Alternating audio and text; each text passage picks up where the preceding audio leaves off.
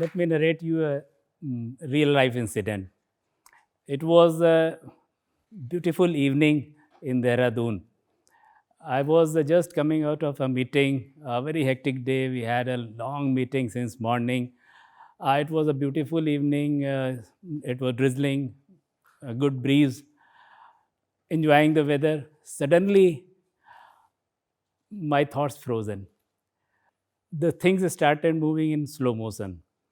Uh, there was a scene which I cannot forget ever in my life.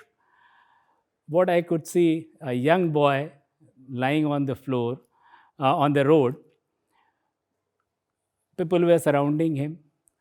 People do not know what to do. Some were shouting, some were calling for the help. But ultimately, people were not aware what to do.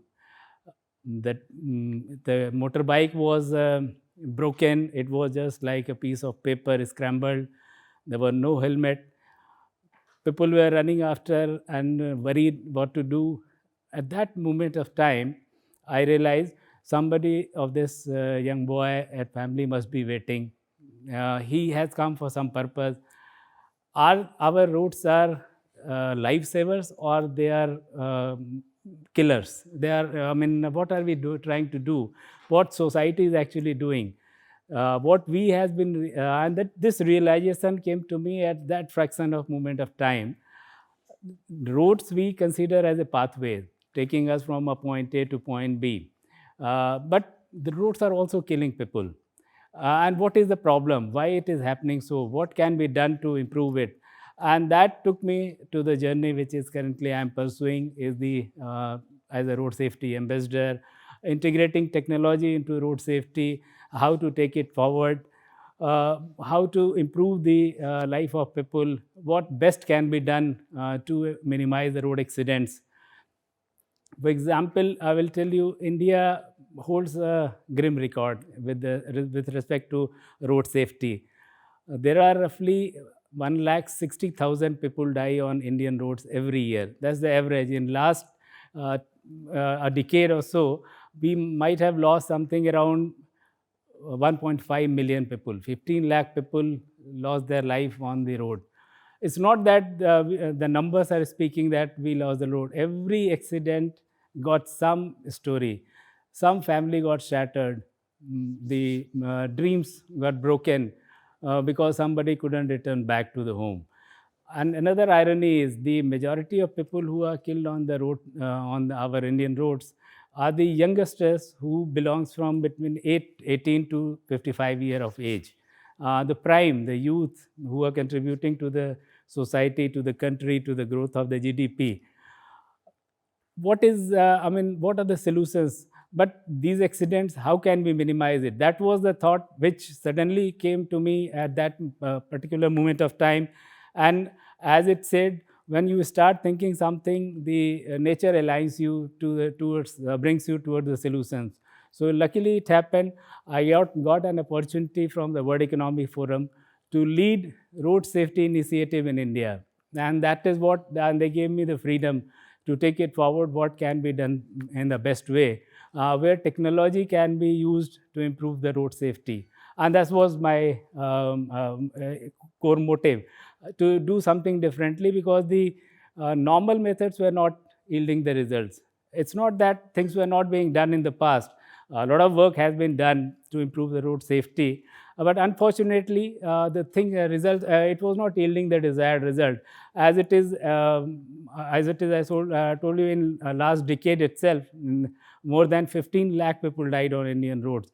So, what something different can be done? The technology being one of the core area where I work, my throughout the my career, had been a singular mission on the technology, to integrate technology to optimize or improve the efficiency of organizational work. I was with the government, so the improve the efficiency of the government working, public delivery system where citizens get the best services like you can say DBT and all those things. So these were certain things which I had been doing since long time. Some of the projects which I handled during my long journey, with the government, where one of, I mean, is fortunately, these were one of the biggest programs ever handled I mean, at a global level. One program which, the first program which we solved for the government, which fortunately I was leading that, was a creation of a central public procurement portal. This portal now is used by almost all the central government ministries, PSUs, and state department, where popularly known as e-tendering portal. So this solved a problem of procurement in the government. Another project which I was associated was the implementation and development of FASTag. The FASTag, prior to FASTag, there used to be a big queue at the toll plazas, and an average time at the toll plaza used to be something around 8 minutes to 10 minutes. That's the average. At peak time, it could have been 45 to 40 to 45 minutes also.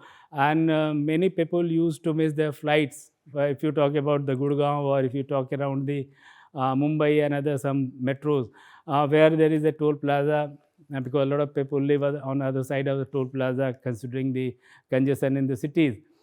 Ambulance used to get stuck.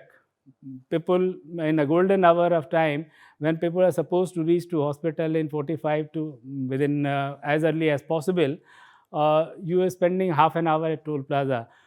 So these were the how to solve this. So this fast track program, which was one of the program I led, it solved this problem. With the RFID tag, the fast tag is one of the biggest program in the world for the electronic toll collection. And I'm happy to share that every day over 20 million transactions are done. 97% of the commuters has joined this program. It's a public driven program. Third program, incidentally, I was associated was Digital Uttarakhand. In the Digital Uttarakhand, this is again a citizen-centric program, where AI and big data platform creates an ecosystem where any citizen want any service, they need not to go to any place. They can simply go to a Digital Uttarakhand, desire any service which is listed over there, and the public delivery is done within the stipulated time. The government efficiency improves because it put the accountability on the people, where how the files, the request is being processed, how much time it is taking. That in fact it has the beginning of the transformation of the governance system, e-governance. So all these throughout my career journey, I have been associated with these kind of the big scale digital platform creations. When I was at NHAI, I developed the NHAI data lake. This NHAI data lake, in fact, revolutionized the road infrastructure development in India, at least for the national highways. Now it's being adopted by different states, where every construction data comes on a single platform. There is a AI software on the top of it, which analyze the data, and the decisions are taken now data-driven decisions. So that helped NHAI during COVID time, when majority of the construction companies or the agencies were finding it difficult to start the work and restart work just after the lockdown. I will be happy to know that NHAI was the only organization which not only started immediately because it was on a data lake, but it also broke its own record of construction by increasing the construction in that particular area by 80%. So the technology got a transformative power. It has and it's the most democratic. When you look at the technology, it doesn't distinguish between rich and poor, male and female, or the gender basis. It's a democratic. It can be scaled. Fortunately, in India, we are good at technology, which is evident from our CoWIN, our Digi Yatra, Aadhaar, UPI, and all those digital platforms, which says that yes, we are good into the adoption and use of technology. So this idea came to my mind. Why not I use this technology, which is the strength of we Indians, to solve this a big social problem like road safety, which I say it's a pathetic. We are 11% of global fatalities takes place in India, which are the reported figures. maybe few numbers, maybe slightly more also, because some figures may not be recorded fully. So this became, I mean, that particular evening was, if I say, it was a turning moment for my journey, to use the technology for some social purpose to improve the road safety.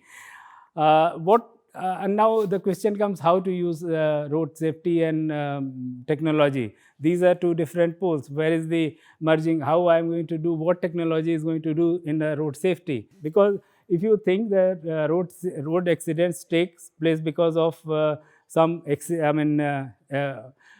accidents, or it is a fate or a destiny, the answer is no. The accident, majority of accidents take place because of the faulty design, faulty planning, lack of awareness of the people, not a good enforcement, miscommunication of the information to the people who are following that, and the lack of emergency care. So these are 5 major issues, and they're all tackable. These are the issues which can be handled, and that gave me an idea how we can use technology and in every each of the aspects, and try to see, can we improve it, can we do something with the help of technology.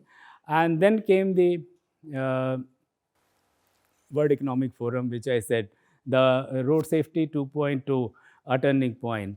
They gave me this task, that use the technology, IR 4.0 technologies, convert into tangible solutions which can save lives on Indian roads. And ladies and gentlemen, I'm very happy to share with you. Uh, it's fantastic. We identified what is the major cause of accidents on Indian roads. One of the biggest killer, which is a major. So let's tackle that first. And you will be surprised to know the biggest contributor to the road fatalities or the compromised road safety is the human behavior.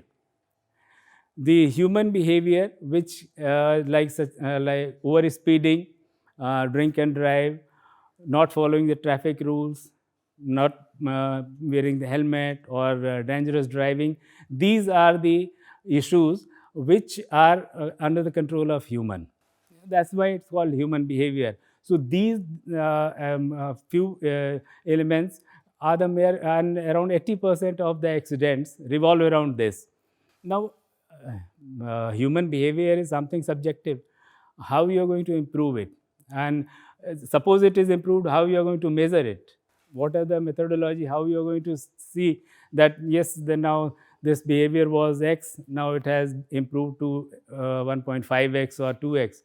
What is that methodology? So here we developed a solution that is called Safe Driving Score. This project was, I was leading this. This was initiated by World Economic Forum, subsequently adopted by International Road Federation, where I am the road safety ambassador. We developed a concept called Safe Driving Score. The Safe Driving Score is a score which is calculated based on the how you drive, to depict your driving pattern with the help of an IoT and a AI-based platform. How does it work? Suppose you drive 1 kilometer following all the rules. Using one point through gamification and this IoT software, you follow all the rules, you are driving within the speed, you are driving following the regulations, not dangerous driving, then 1 point is generated per every kilometer run. But if somebody is over speeding, somebody is making dangerous curves, turns, dangerous driving, then the points are, first alert comes to tell the driver that you need to follow the rules. Your boss, you are driving very fast. You are driving dangerously. So these things, so that the driver takes precautionary, he or she can take action and alert them. Or at the same time, some scores are deducted. So at the end of the journey, you generate some score. This score, when we started this pilot, I will explain through an example. We started doing this pilot on, started with 10,000 drivers, truck drivers. Then it went up to 30,000 drivers over a period of time. The pilot was for 6 months. So first month when we started with 10,000 drivers, the average score of driver because of compromises were something around 38 to 40%. It means there was 60% compromises. The violations were there. That shows the indicates the driving behavior were not correct, which was evident from the from our report itself and the data. When we ended this pilot, after 6 months of time, the scores has gone up to something around 68 to 70%. So there was a leap jump into the now SDS, the safe driving score, we call it SDS. This is a clear indicator. If I am a good driver, probably my score may be higher. If you are a better driver than me, your score will be slightly even higher. Now, how can we monetize this? How can we link our road safety towards this, so that instead of just there is a only police enforcement, there can be a self motivation. People should follow the norms, and they can careful about their safe driving practices, so that the score is high. And higher the score means there so certain incentives has to be linked. We try to bring in the intelligent transport system. Intelligent transport system, which I lead as a president of ITS India Forum. This puts technology into the ecosystem, the technology into the mobility to reshape it. How does technology? Means it puts the cameras, the connectivity, connected vehicle. All these technologies give advance alert to the driver before an accident takes place. And there has been a study done by some of the top universities in the world, which says if a driver can be alerted 2 seconds prior to the accident, 80% of the fatalities can be avoided. 80% of the fatalities can be avoided. Accident may take place because the vehicle is moving at some speed, but the driver, if alerted 2 seconds earlier, can take some precautionary action, put down the brake, maneuver the vehicle this way that the impact is minimized. But how this 2 seconds early warning will come? We are not here to horoscope reader. So the technology plays a big role. The technology alerts the people. Technology can take it, alert the driver few seconds earlier with the help of AI, and the things and the fatalities or the road safety can be improved. So these are the certain things which we have to create a culture of the road safety, because road safety is it's a organic. How we as jointly as a society we nurture it, it becomes in, and we take it forward. So and another program which we started, how to build a culture, is the road safety for the school children, because nearly last year data says 10,000 children died near the schools, in the school zone, in the vicinity. So I mean, we started with the International Road Federation now a school zone safety program, where we are improving the road safety in the school zones. We are teaching that children, making them aware about the road safety, because children are the best ambassadors. So if a culture change has to take place around the road safety, which is more sustainable and long lasting, then we have to develop these kind of programs. So now while technology can take its shape, it will be definitely helping and doing its bit to change, but the change has to begin with us. When you stop to help someone, when you are passing by, you stop to help someone, you are helping to the road society, to the safety. You are helping to the society. When you choose to follow traffic rules, you are helping the road safety ecosystem. You are trying to do something. When you support technology intervention being put on the road or an infrastructure, you are part of this solution. You are part of the system. So everybody has to do something there, on all these small actions. By supporting these things, helping somebody at the stress time, these leads to bigger ultimate goal which we want to see road safety improvement in India, which these small steps transform it. I mean, at the end, I will just like to summarize this, that rainy evening in the Dehradun, I saw a tragedy. But today, when I stand in front of you, I see hope. I see hope in you people. I see hope in the technology. I see hope in the governance. And most importantly, I see hope in our collective efforts and responsibility. The platforms like this are telling about it. What we are trying to do, I see a large gathering, the people are actively involved into it. So this gives me a lot of hope. The future of road safety is not a distant dream. It's a choice we make every day. And remember, it's organic. The way we nurture it grows. Let us build it together, and let's conquer this road safety with the help of technology and our determination. Thank you very much.